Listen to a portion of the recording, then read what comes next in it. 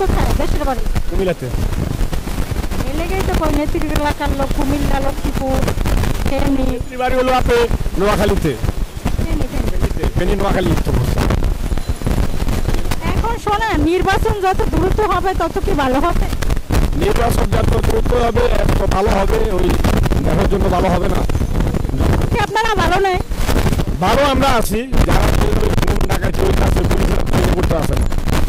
অনেকে বলে যে মানে এই যে জামাত ইসলাম লুটপাট করে না, দুর্নীতি করে না, এদেরকে আমরা ভোট দিতে চাই। আপনি কাকে ভোট দিবেন? আমার যাকে মন চাইবে তাকে দেবো ভোট। ইসলামী আন্দোলন। ইসলামের নির্বাচন হবে? জি ইনশাল্লাহ। আপনি কি চান যে জামাতকে ক্ষমতায় এনে মানে বাংলাদেশের দুর্নীতি বন্ধ? জামাত ইতিপূর্বে যে ইতিহাস করে গেছে, যদি সেই ইতিহাস করে তাহলে আমরা জামাতকেও চাই না। যখন ফেসিবাদ সরকার দূরীভূত হয়েছে সেইভাবে আমরা জামাতকে এখনো বিশ্বাসের মধ্যে নিতেছি না। তারা কি করবে ভবিষ্যতে সেটা আমাদের জানা নাই। তো ইসলামী আন্দোলন বাংলাদেশ এখন অনেক আগে গেছে, তো সেই হিসেবে ইসলামী আন্দোলন বাংলাদেশকে আমরা সাপোর্ট করি। আপনাদের সভাপতির নাম কি, যিনি রাষ্ট্র চালাইতে চায়?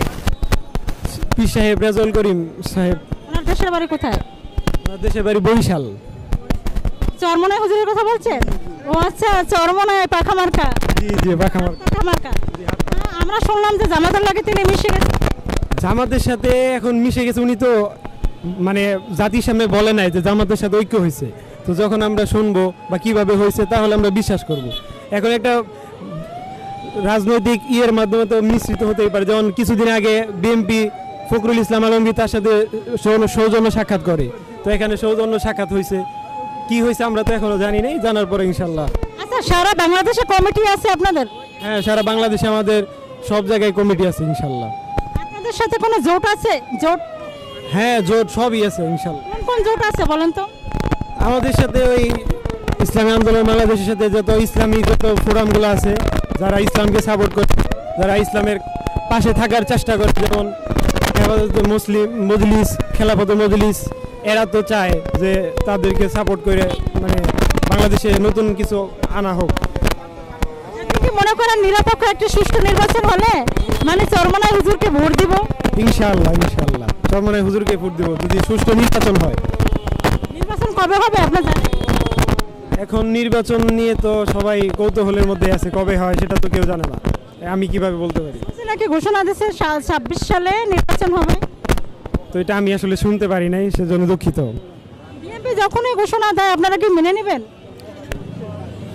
বিএনপি যদি যৌক্তিকভাবে আসে, তারপরে যদি কিছু পরিবর্তন নিয়ে আসে, যেমন মানে যে রাজনীতি শেখ হাসিনার মতো যদি সেইভাবে ওইভাবে করে স্বৈরাচারীভাবে করে, তাহলে আমরা বিএনপিকেও ছাড় দিব না। যে যুক্তি সম্পন্ন হলে আপনারা সাই দিবেন, মেনে নেবেন। এখন শুনছেন নাকি চরমনায় কেউ বলে জামাত এগিয়ে গেছে, কেউ বলে চরমনায় এগিয়ে গেছে। সেটা তো এক সেটা তো আলাদা আলাদাই। চরমনায় এক দল নিয়ে থাকে, এক আকীদা পোষণ করে, সেই হিসাবে জামাত এক আকীদা পোষণ করে। এখানে আকীদাগত বিষয় আছে, আরো বিভিন্ন বিষয় আছে। তো এখন নির্বাচনে কে আগায় যাব এটা জনতার উপর নির্ভর করতেছে। এখন জনতা কাকে ভোট দিবে সেটা জনতা নির্ভরশীল, জনতা একটা করে নিবে। এখন শোনেন, মানে সবাই বলে কি মানে জামাত নাকি লুটপাট করে না, চাঁদাবাজি করে না, দুর্নীতি করে না। চরমনায় হুজুর ওই একই পথে হাঁটছে, মানে একই রকম না? এরকম তো বাংলাদেশের যে মিডিয়াগুলা বা যারা আছে এরা এরকম কোনো গ্রুপ তো দেখাতে পারে না আজ অব্দি যে চরমনায় একজন ব্যক্তি লুট করছে বা এরকম কিছু করছে। যদি জাতির সামনে আসে চরমনায়, তাহলে আমরা এটা তো বলবোই অবশ্যই। চরমনায় তো এরকম কোনো ইস্যু নাই যে তাদের যারা কর্মী এরকম কিছু ভাঙচুর করছে। চরমনায় হুজুরকে সাপোর্ট করেন? আপনারা কি ইসলামের দাওয়াতকে ঘরে ঘরে পৌঁছে দিতে চান? ইনশাআল্লাহ ইনশাআল্লাহ আমাদের